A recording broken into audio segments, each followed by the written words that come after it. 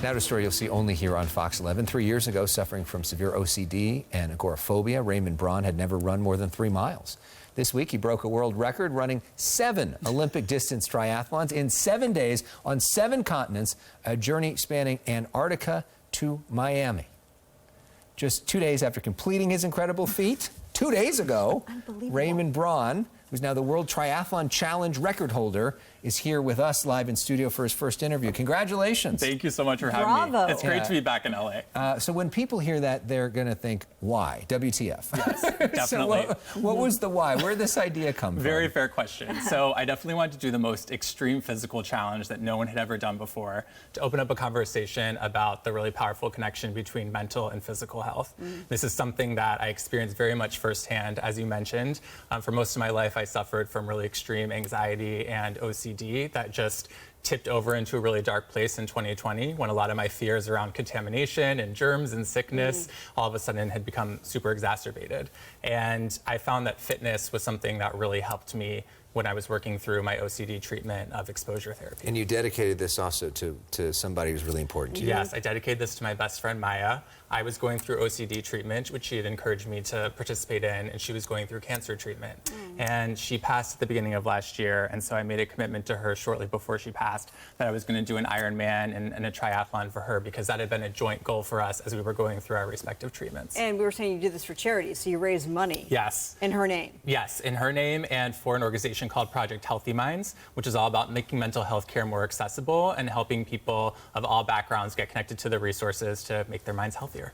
You are such an inspiration. Okay, let's talk about the fun parts of this. Did you have any fun? I mean, there's some beautiful scenery, but then there's places like Antarctica, which had to have been the hardest. Start with the fun. Okay, start with the fun. So the most fun part by far were the people I met along the way. So the way that I organized this, you know, being the first one to try to figure out a triathlon on all 7 continents with all the logistics, was reaching out to local triathlon clubs in each of the cities that I was visiting.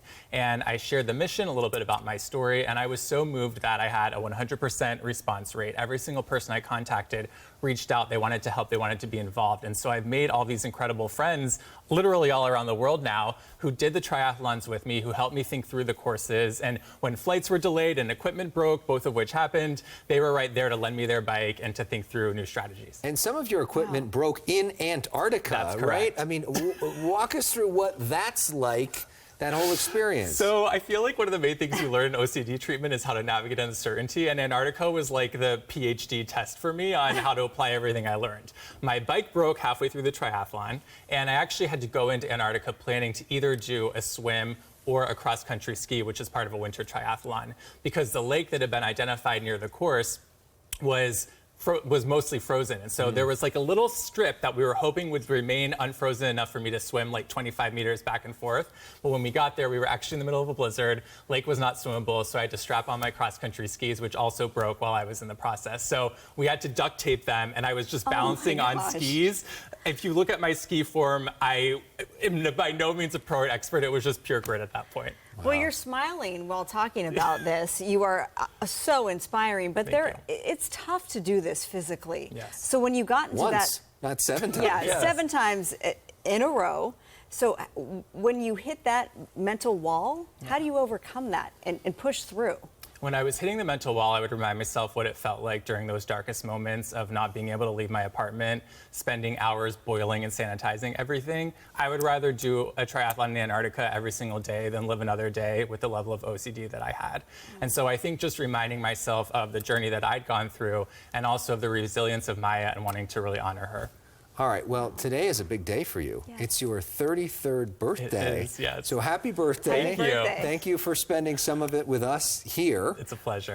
And how are you feeling? How are you doing? How are you celebrating? I'm feeling pretty good. My body doesn't really know what time it is, because jet lag doesn't exist when you're switching time zones every day. Right. So I don't know what time it is, but I'm going to have a great meal after this, and it's awesome to see you both.